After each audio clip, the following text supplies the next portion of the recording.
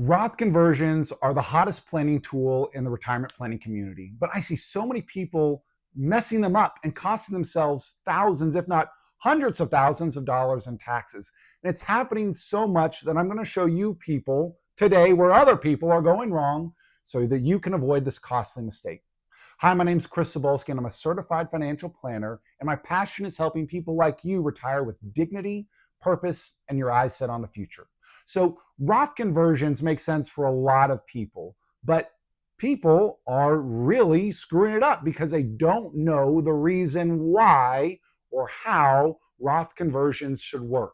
So why are people doing Roth conversions? Well, for one, the ideal scenario is that you're saving yourself lots of money in taxes over retirement.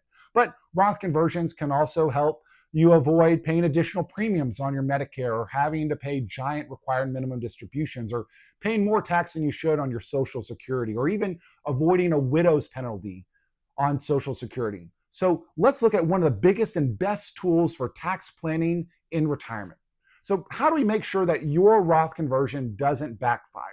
Let's look at the components of what makes a Roth conversion successful. And let's look at who's a good candidate for these. So first of all, let's start with the basics.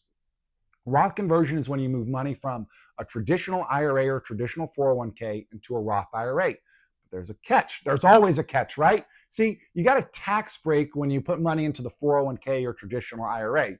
So now when you do the conversion, you have to pay taxes.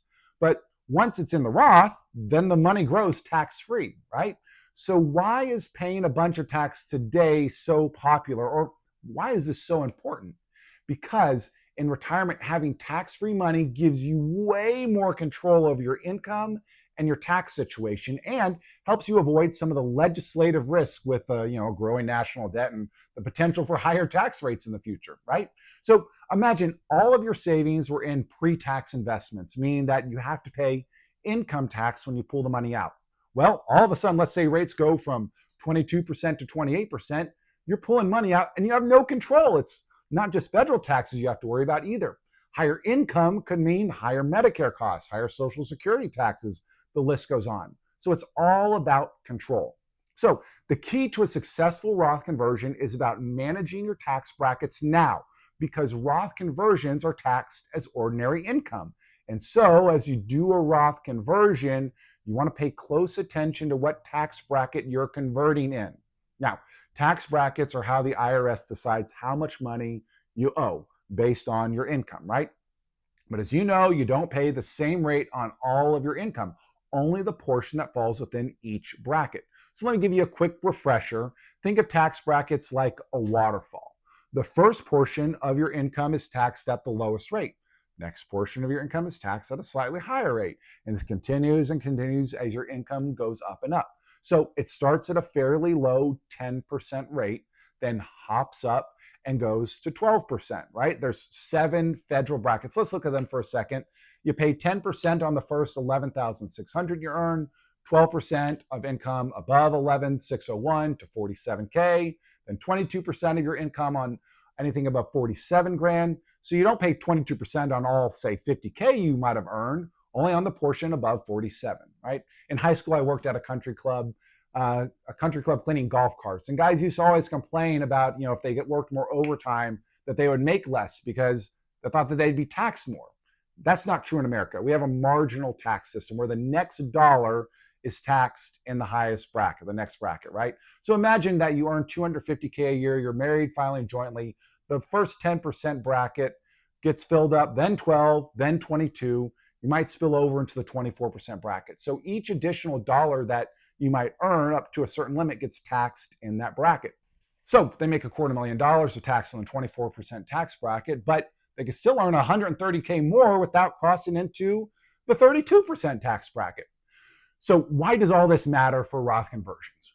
Roth conversions add to your taxable income. They're taxed as ordinary income, just like your W-2 job, which means you need to be mindful of the brackets when converting it. This is why people often talk about filling a tax bracket when they talk about converting, right?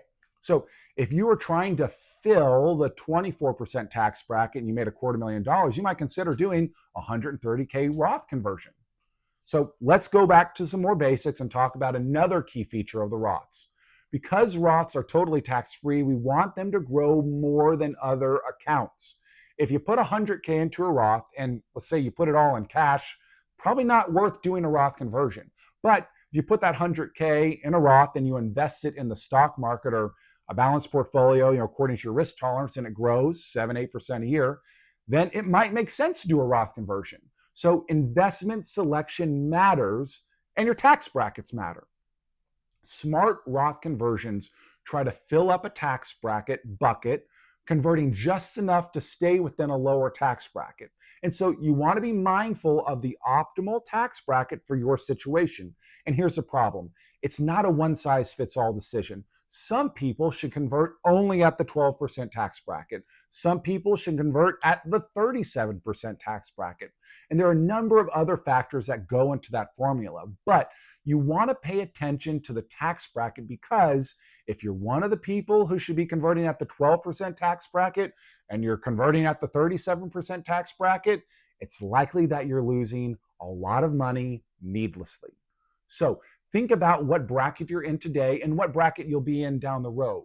So another important component to pay attention to that goes into this formula is, do you have any cash on the outside of your IRA, your 401k, to pay for that Roth conversion? Now, just because you might not have cash outside doesn't mean it's not a good idea to do a Roth conversion, but it does help to maximize that Roth conversion, or the power of the Roth conversion. See, when you use cash from outside of your retirement account, if you pay for the conversion from inside the conversion, it has less power. So let me give you an example here. Say you do a $100,000 Roth conversion. You don't pay the taxes from outside, and your tax bill, let's say for easy math here, is $20,000. Then if you do a 100K Roth conversion, only 80K goes into the Roth. That other 20K goes to the federal government, which limits the long-term tax-free growth of the Roth IRA. But there's another factor, and this is what I really want to focus on for this video. The earlier you convert, the more time your money has to grow tax-free, and the more powerful the long-term impact of that conversion can be. Often there's this period of time between retirement and reaching your RMD, your Social Security. It's referred to as your gap years or your golden window for Roth conversions. But either way, it's a great time to do these. And it makes sense from a theoretical perspective that you'd want to wait until you retire, maybe, or a little bit before you retire, to do those Roth conversions, because you're going to have maybe the lowest income of your life. And if you're really smart, you can maybe keep your income artificially low to delaying Social Security or pensions. And so therefore, you have lower income, lower taxes, you can convert more money into your Roth IRA at a lower tax bracket. And one of the things you want to pay close attention to is your tax bracket. But what people most often overlook is that depending upon the amount of money in your tax-deferred accounts, depending on your current income, it might actually make sense to begin doing Roth conversions while you're still working.